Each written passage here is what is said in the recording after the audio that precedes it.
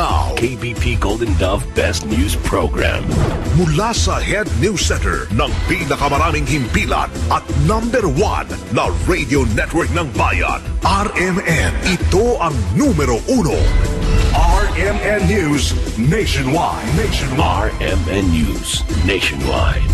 Kasama ang KBP Golden Dove Best Newscaster, Weng de la Peña, at ang maasahang broadcaster, Buddy Oberas. RMN News Nationwide.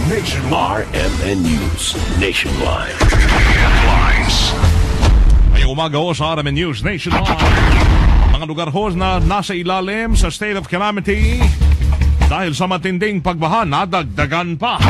Klase sa Metro Manila at karatig lalawigan, kanselado pa rin dahil sa magdamag na ulan. NDRRMC tutok din sa relief operation sa mga lugar na apektado ng pagbaha. Patay sa Cebu tragedy, pumalo na sa 55.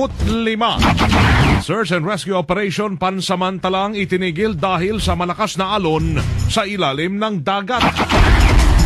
At ang Truth Commission para sa PDAF scam, pinabubuo ng Kongreso. Sa balitang negosyo, Cebu Pacific nagdagdag ho ng direct flights patungong Thailand at abroad. Europa, todo bantay sa posibleng pag-atake ng Al-Qaeda. RMN News Nationwide. Ikaw ba ay tutungo ng Cagayan de Oro? For the best hotel accommodation, stay at the VIP Hotel because you are a VIP. Ang pinakamalaking mga balita, abot sa bawat Pilipino, saan man sa bansa. RMN News Nationwide. Buenos dias, Pilipinas. Umaga ng Martes, August 20, 2013 na ho tayo. Ito ang numero 1 RMN News Nationwide. Ako si Weng de la Peña. Pangalan po ni Buddy Oberas. Tayo po ay live na live sa DXBC 693 RMN Butuan, DXIC 711 RMN Iligan, sa DYHB 747 RMN Bacolod, at ganoon din sa DYME 783 RMN Masbate. Live pa rin tayo worldwide at international via www.rmnnews.com at WRMN New York sa USA. At sa lahat ng ating mga numero 1 AM radio station sa buong bayan. Pantay ulan, pantay baha, special coverage. Nanatiling kanselado pa rin ang klase sa maraming paaralan sa Metro Manila at karatig lalawigan ngayong Martes na ito dahil sa panandalasa ng habagat na pinaigting pa ng bagyong Maring. Narito ang lista ng mga nagsuspindiho ng klase hanggang alas 11 o imedyato Lunes o kagabi. Sa preschool at high school, walang pasok sa Pasay, Mandaluyong, Navotas, Marikina, Caloocan, Valenzuela, kasama na yung 2 public college. Sa Pasig, San Mateo, Rizal Elementary, walang pasok. Angono, Rizal, rest of Pangasinan, Hagonoy at Malolos, Bulacan, Batangas, Angeles, Mabalacat at Apalit, Pampanga. All levels na 1, walang pasok sa Manila, Parañaque, Las Piñas, Pateros, Muntinlupa, Taguig, San Juan, Makati, Pasay, Malabon, Quezon City, Cavite, Laguna, Bataan, Batangas, Cainta at Rodriguez, Rizal. Sa ganun din sa Dagupan, Mekawayan, Obando at Baliwag, Bulacan. Sa Porac, sa Guabguab, Florida Blanca at San Fernando, Pampanga. Schools, mga koleyo at universidad na walang pasok ay ang UE Caloocan, FEU Manila, East Asia College at Makati, pati opisina. Sa Philippine Women's University, Taft, walang pasok at pati high school. At ganun din sa San Sebastian College, sa Recoletos sa Maynila, pati opisina. Sa UST, pati yung opisina walang pasok. Sa DLSU Dasmariñas staff at sa STC, pati opisina ay walang pasok. St. Francis of Assisi College, ganun din lahat ng campus nito. Sa kaugnay na balita naman, pinatitiyak ng NDRRMC sa lahat ng alkalde na makakakuha ng kaukulang tulong ang mga residenteng naapektuhan ng pagbaha. Ayon kay NDRRMC and Undersecretary Eduardo Del Rosario, nagpadala na rin ang kanilang tanggapan ng rubber boats at rescue teams sa mga lugar na nangangailangan ng tulong. Particular dito ang Cavite, Laguna at Bulacan. Batay kasi sa monitoring ng NDRRMC, ang Noveleta sa Cavite ang matinding naapektuhan ng pagbaha na umabot sa bubungan ng bahay. Maging sa Santa Rosa, Laguna ay lubog rin ang mga sa baha. Yung 3 barangay na lamang ang hindi pa binabaha. 3 na lamang ang natitira ho noon. At kaugnay pa rin ng bagyo ang habagat, Tinututukan ngayon ng DSWD ang libo-libo mga kabahayan na apektado ng mga pagbaha sa National Capital Region ng mga karatig lalawigan. Sa ulat ng DSWD, maliban sa 86 na libo na mga katao sa Luzon na kanilang naitala na, inaasahan pang tataas ito. Dahil sa mataas na level ng tubig, bagamat unti-unti nang humuhupa ho sa ilang mga lugar. Sa tala ng DSWD sa Calabarzon lamang, may mahigit sa 1,000 pamilya na ang apektado. Katumba siya ng halos 55,000 na mga tao. Sa Region 1, mahigit sa 1,178 na mga pamilya o katumba siya ng 5,570 na mga katao mula sa 3 barangay sa 3 mga bayan sa lalawigan ng Ilocos Sur at Pangasinan.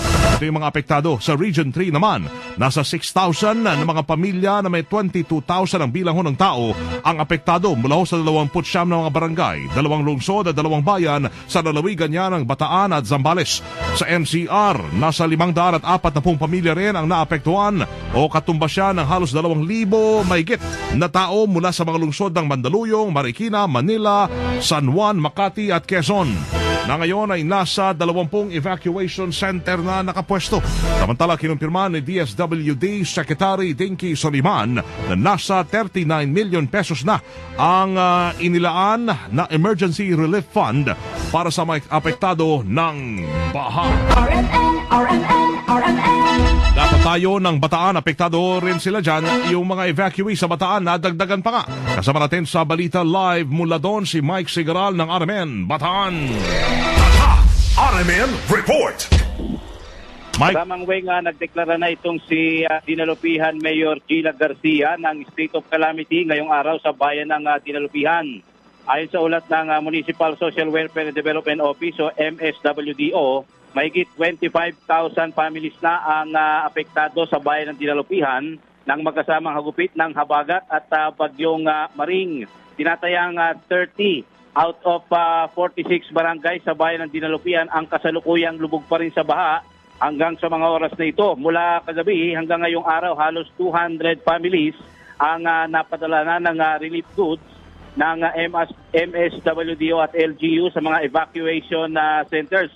Bawat isang relief pack ay naglalaman ng 3 kilong bigas at 4 na dilata. Ngayon ay patuloy nang sinasagawang relief distribution ng mga MSWD personnel sa naturang munisipalidad, partikular sa mga barangay Daambago, Pentor, Layak at Santa Isabel. Sa buong Bataan, umabot na sa 64 barangays ang apektado ng matinding pagbaha at umabot sa 223 families naman sa iba't ibang lugar sa Bataan ang na-evacuate. 887 persons ang kasalukuyang nasa 23 evacuation centers sa buong Bataan at katatanggap lang natin ang report na ito sa barangay Tinejero sa lungsod ng Balanga ay halos lampas tao na ang baha at sinuspinde na rin ni Bataan Governor Albert Garcia ang classes sa all levels dito sa buong lalawigan sa 11 syudad,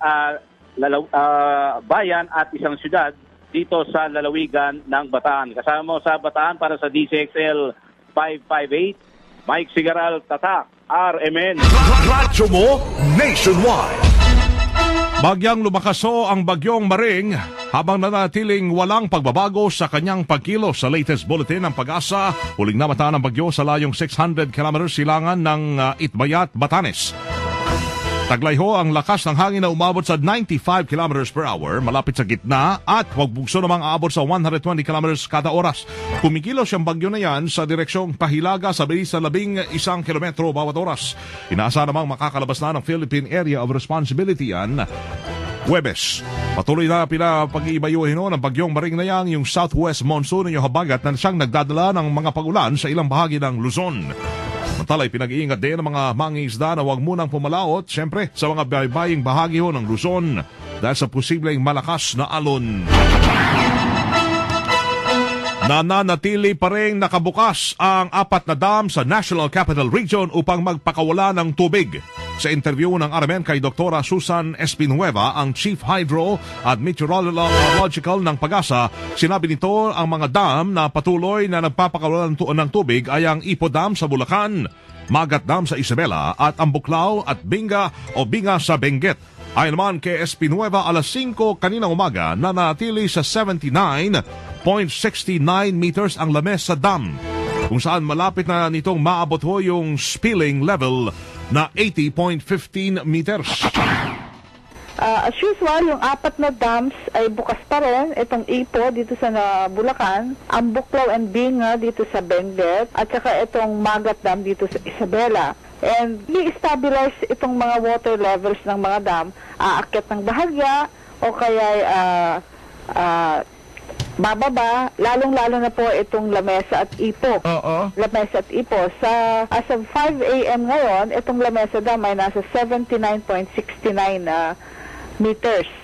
Ang overflow po nito ay 80.15. So, hindi kasi masyadong malakas yung pag-ulan nitong nakaraang gabi. Pero, aasahan pa rin natin itong pabugso-bugsong ulan dala ng hanging habagat. Pinayuan naman ni Espinueva ang lahat na maging alerto. Sa lahat ng oras, lalo't patuloy pa rin ang pag-ulan sa ating bansa. Pantay ulan, pantay baha. Special coverage. Iba't-ibang kaganapan sa Luzon, ang habagat. Sa Cebu naman yung trahedya ng 2 barkong nagbanggaan. Pumalo na sa 55 ang bilang ng mga namatay sa banggaan ng 2 barko sa Talisay, Cebu noong Biyernes ng gabi. Sa ulat ng Philippine Coast Guard ngayon ni spokesman Commander Arman Balilo, 49 ang mga nasawi ay mga pasahero, habang ang 6 ay mga crew members ng MV St. Thomas Aquinas. 16 naman sa mga labi ang na-recover sa lumubog na barko, kung saan 4 sa mga ito ay mga bata na ngayon ay nakalagak na ho sa isang bahagi ng Talisay City Fishport. Pansamantalang itinigil ang search and rescue operation dahil sa malakas na alon o yung current sa ilalim ng dagat. Kinumpirma ng Coast Guard na patuloy pang pinaghahanap ang 65 na iba pa na pinaniniwalaang natrap sa lumubog na barko. Samantalay, dahil sa oil spill mula sa lumubog na MV St. Thomas Aquinas, nanatiling nasa state of calamity ang lungsod naman ng Cordova. Nabatid na sakaling maideklara ang state of calamity ay maaring gamitin ang 20% Quick Response Fund ng mga bayan sa Cebu para mapigilan ang paglawak pa ng oil spill na makakaapekto sa mga lamang dagat. Ang MV St. Thomas Aquinas ay merong 20 tons na kargang diesel oil at 120 tons naman ng bunker fuel nang ito'y mabangga ng MV Sulpicio Express 7 ng Sulpicio Lines Incorporated noong Biyernes ho ng gabi. RMN Nationwide Report. Ako tayo ng Cebu ngayong umaga. Ang balahibo ho ng manok at buhok ng tao gagamitin para makontrol ang oil spill sa Cebu. Kasama natin sa balita si Aida Tampos ng RMN Cebu. RMN Report. Hinikayat ngayon ng mga miyembro ng Emergency Command Center ang lahat ng mga local government units sa Cebu na magtulungan upang mapigilan ng oil spill sa karagatan kung saan lumubog ang MV St. Thomas de Aquinas sa Lawis Ledge, Talisay City at sa karatig ng mga isla. Ito ay sa pamamagitan ng pagkolekta ng mga balahibo ng manok, buhok ng tao at bunot ng niyog upang makatulong sa pagpigil ng oil spill na nakakaapekto sa karagatan ng Cordova at sa mga lugar na malapit sa lumubog na barko. Makakatulong din ang lubid at iba pang uri ng fiber upang makuha at hindi na kumalat pa ang langis mula sa MV St. Thomas de Aquinas. Ayon kay Cebu City Vice Mayor Edgardo Labella, at survivor din ng lumubog ang Princess of the Orient ng Sulpicio Lines noong 1998 na kailangan ang tulong ng publiko sa pag-contain ng oil spill. Sinabi ni Labella na membro din ng Emergency Command Center na sa Mexico at Guimaras, malaki ang naitulong ng mga balahibo ng manok at buhok ng tao upang hindi kumalat ang langis. Kasama mo sa RMN Cebu, Aida Tampos, Tatak RMN. Radyo mo Nationwide. Samantalay, ang Truth Commission, balik dito sa Metro Manila yung usapin ho sa PDAF. Ang Truth Commission para sa PDAF scam. Pinabubuo ng Kongreso. Kasama natin sa balita, si Conde Bata. RMN Report. Pinabubuo ng isang Truth Commission para masiyasat ng mabuti ang pork barrel scam. Hiniling dito ni Kabataan Party List Representative Terry Ridon na magtatag ng isang Truth Commission na sisiyasat sa kabuuan ng maanumalyang paggamit ng pork barrel.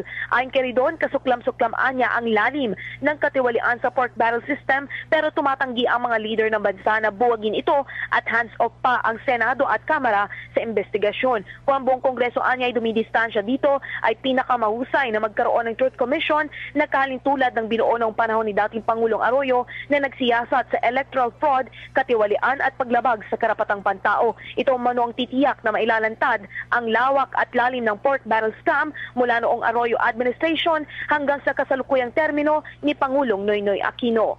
Kasama mo mula sa Kamara para sa DZXL 558, Conde Batak, Tatak RMN. Radyo mo nationwide. Sako-sako namang smuggled rice na sabat sa lungsod ng Zamboanga. Kasama natin sa balita si Santos Cortez ng RMN Zamboanga. RMN Report.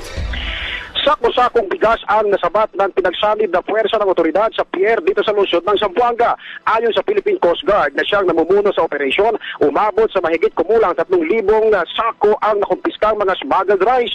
Manggaling umano sa lalawigan ng Sulu ang mga nasabat na kontrabando na isinakay sa isang lansya. Wala umanong naipresentang dokumento o papeles ang kapitan ng lansya nang inspeksyonin ng Coast Guard kung kaya't kinumpiska nito ang nasabing mga items. Hindi rin ito ang unang pagkakataon na nakahuli ng mga smuggled rice ang pinagsanib na puwersa ng otoridad noon lamang nakaraang linggo. Sunod-sunod ang kumpiskasyong nagawa ng otoridad dito sa lungsod. Samantala, agad namang tinurnover ng Philippine Coast Guard sa Bureau of Custom ang mga nakumpiskang mga smuggled rice. Pinaigting na rin ngayon ng mga otoridad ang pagbabantay sa lahat ng mga private wharf dito sa lungsod na posibleng dadaanan ng mga illegal na mga kontrabando gaya na lamang ng mga bigas. Kasama mo sa DXRZ RMN Zamboanga, Santos Cortez, Tatak RMN. Radyo mo nationwide. Ilan namang matataas na opisyal sa bansa nagpulong sa Cagayan de Oro. Kasama natin sa balita si Alwin Saliring ng RMN Cagayan de Oro. RMN Report.